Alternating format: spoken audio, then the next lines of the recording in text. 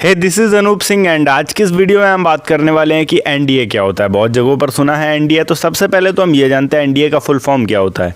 NDA का full form होता है नेशनल डिफेंस ऑफ एकेडमी, मतलब हिंदी में अगर बोले तो भारतीय सुरक्षा अकादमी। इसका काम क्या होता है, तो देखो भारत में बहुत सारे ऐसे लोग हैं जो भारतीय सेना में सर्विसेज देना चाहते हैं, फिर चाहे वो थल सेना हो, जल सेना हो या फिर वायु सेना हो।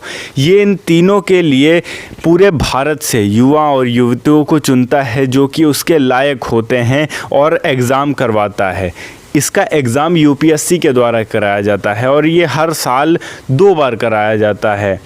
1 अप्रैल में कराया जाता है और 1 दिसंबर के समथिंग कराया जाता है। तो डेट कम ज़्यादा कभी कभी बढ़ाते घटाते रहते हैं, तो फिक्स डेट नहीं रहती है। पर अगर आप इनकी वेबसाइट पर जाएंगे, यूपीएससी की वेबसाइट पर जाएंगे, तो वहाँ पर जाकर आपको ये पता चल जाएगा कि एनडीए का एग्ज़ाम कब है। अगर आपने एनडीए का एग्ज़ाम क्रॉस कर लिया है, फिर भी अभी आगे आपके एक पड़ाव बाकी रह जाता है जिसको बोलते हैं SSB, सर्विस सेक्शन बोर्ड। और जब आप सर्विस सेक्शन बोर्ड को क्रॉस कर लेते हैं, वो एक इंटरव्यू होता है, उसको जब आप पास कर लेते हैं तो 3 साल के लिए आपको उस फील्ड में काम करना होता है जिसमें आप नौकरी चाहते हैं, फिर चाहे वो जल सेना हो, थल सेना हो या फिर वायु सेना हो, जिसके लिए भी आपने अप्लाई किया था। उस फील्ड में आपको 3 साल तक काम करना है और 3 साल की योग्यता के अनुसार देखा जाएगा कि आप कितने योग्य हैं और फिर आपके योग्यता के अनुसार आपको पद दिया जाएगा उस फील्ड में। अब बात करते हैं कि एनडीए के एग्जामिनेशन में बैठने के लिए आपके पास क्या क्या रिक्वायरमेंट्स होती हैं,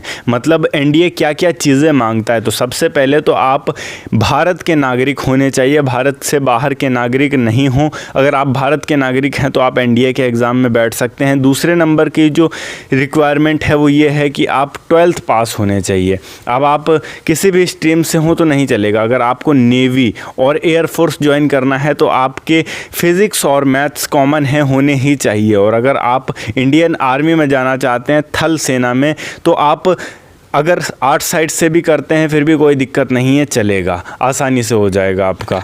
इसके अलावा अगर हम बात करें तो आपकी फ़िज़िकल बॉडी एकदम फिट होनी चाहिए, आपके आंखों पर चश्मा ना लगा हो, आपका आई विज़न एकदम क्लियर हो, आपके बॉडी में कहीं टैटू नहीं होने चाहिए और साथ ही आपकी एक भी हड्डी फ्रैक्चर ना हो कहीं से भी। और रिक्वायरमेंट्स की बात करें तो 16.5 साल से 19 साल होनी चाहिए आपकी उम्र, इससे ज़्यादा ना हो। 19 साल से ऊपर होगा तो आप नहीं एग्ज़ाम में बैठ सकते हैं। और साथ ही अनमैरिड हों, अगर आपकी शादी हो चुकी है फिर भी आप एनडीए का एग्ज़ाम नहीं दे सकते हैं, क्योंकि ये बहुत ही ज़्यादा रिस्की काम होता है और डिफेंस वाला काम होता है। तो इसके लिए आपको अपना फैमिली, परिवार सब कुछ छोड़ना पड़ता है। तो ये भी देखा जाता है कि आपकी शादी हुई है कि नहीं हुई है। अब अगर आप एनडीए का एग्ज़ाम देना चाहते हैं तो आप एनडीए के लिए यूपीएससी की वेबसाइट पर जाएंगे। यूपीएससी की वेबसाइट पर जब आप जाएंगे, क्योंकि एनडीए का एग्ज़ाम यूपीएससी ही करवाता है, तो इसके लिए आपको यूपीएससी के ही वेबसाइट पर जाना पड़ता है।